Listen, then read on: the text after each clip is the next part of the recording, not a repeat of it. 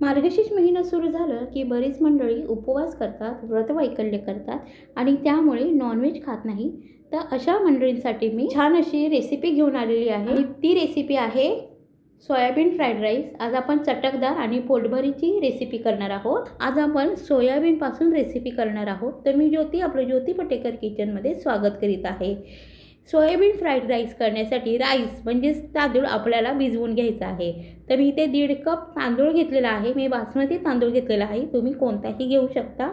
हा मी स्वच्छ धुवून घेतलेला आहे 2-3 पाण्याने. अगदी हलक्या हाताने धुवायचा आहे आणि मग ह्यामध्ये पाणी घालून आपल्याला अर्धा ते पाऊण तास भिजवून ठेवायचं आहे.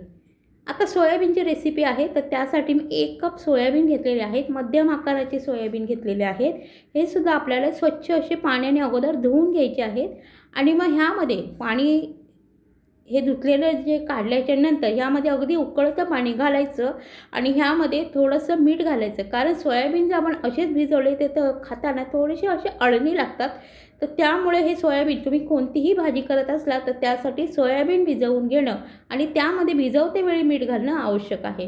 तर हे सोयाबीनसुद्धा आम्ही 15 ते 20 मिनटासाठी भिजवून ठेवलेले आहेत. आता आपले तांदूळसुद्धा छान भिजलेले आहेत. अर्धा तास झालेला आहे. आता आपण हे शिजवून घ्यायचे आहेत. आता हे तांदूळ शिजवताना आपल्याला एका मोठ्या भांड्यामध्ये जास्तीचं पाणी घ्यायचं आहे आणि मग पाण्याला छान उकळी आली की मगच आपल्याला ह्यामध्ये तांदूळ सोडायचं आहे. पाण्याला उकळी येत असताना ह्यामध्ये थोडंसं जास्तीचं मीठ घालायचं आणि 2-4 थेंब तेलाचे घालायचे. यामुळे काय होतं, भात अजिबात आपला चिकट होत नाही, आपल्याला गाळून घेता येतो.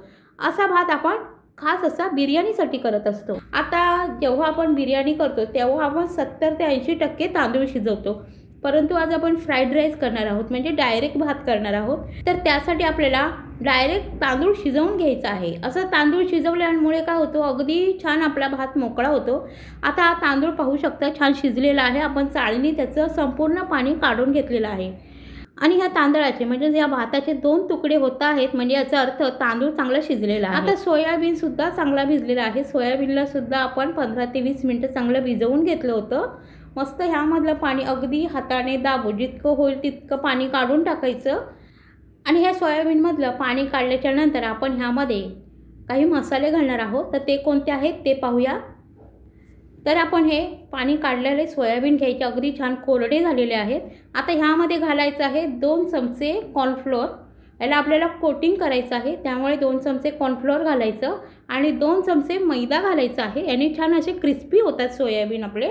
त्यानंतर 1 चमचा इथे आलं लसूण पेस्ट घेतलेली आहे. चवीनुसार मीठ घालायचं आहे. अगदी किंचित मी इथे खाण्याचा रंग घेतलेला आहे. खाण्याचा रंग तुम्हाला आवडत असेल तर घाला, नाही घातला तरी सुद्धा चालू शकतं. आणि 1.5 चमचा मी इथे काश्मीरी मिरची पावडर घेतलेली आहे. ह्याने सुद्धा आपला सोयाबीनला रंग छान येणार आहे. आणि शेवटी अगदी ह्यामध्ये 1 चमचा पाणी घालायचं आहे. आता हे मसाले आणि जे आपण पिठं घातलेले आहेत, म्हणजे जसं की कॉर्नफ्लोअर, मैदा ह्यामध्ये जो घातलेला आहे, तर या सोयाबीनमध्ये हे सगळे मिक्स करून घ्यायचे आहे. आता ह्या सोयाबीनला चांगलं कोटिंग झालं की चांगले हे तळून घ्यायचे आहे. ज्याप्रमाणे आपण चिकन 65 करताना चिकन तळून घेतो, अगदी त्याच पद्धतीने हे सोयाबीनसुद्धा आपल्याला तळून घ्यायचे आहे.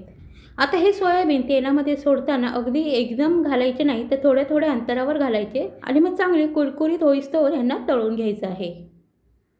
आता जर तुम्ही नॉन व्हेजिटेरियन असाल तर तुम्ही सोयाबीनच्या ऐवजी चिकन अशाच पद्धतीने तळून चिकन फ्राईड राईससुद्धा बनवू शकता. आता हे तळलेले सोयाबीन जे आहेत ते तुम्ही फक्त चटणीबरोबर किंवा असेच बिना चटणीचे सुद्धा खाऊ शकता. असेच खाण्यासाठी तुम्ही हे सोयाबीन असे नक्की करून टाका. आता हे सोयाबीन छान तळून झालेले आहे, कुरकुरीत झालेला आहे आणि याचा रंगसुद्धा खूप सुंदर आलेला आहे. तर हे आता आपण तेलामधून काढून घ्यायचे आहेत.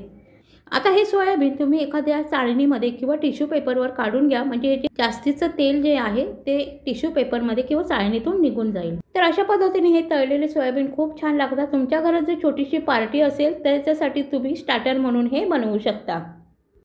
तर आता ह्या सोयाबीनचा आपल्याला फ्राईड राईस बनवायचा आहे. तर फ्राईड राईस करण्यासाठी मी 2 चमचे तेल घेतलेलं आहे. तेल मी सोयाबीन तळलेलं तेल वापरलं आहे.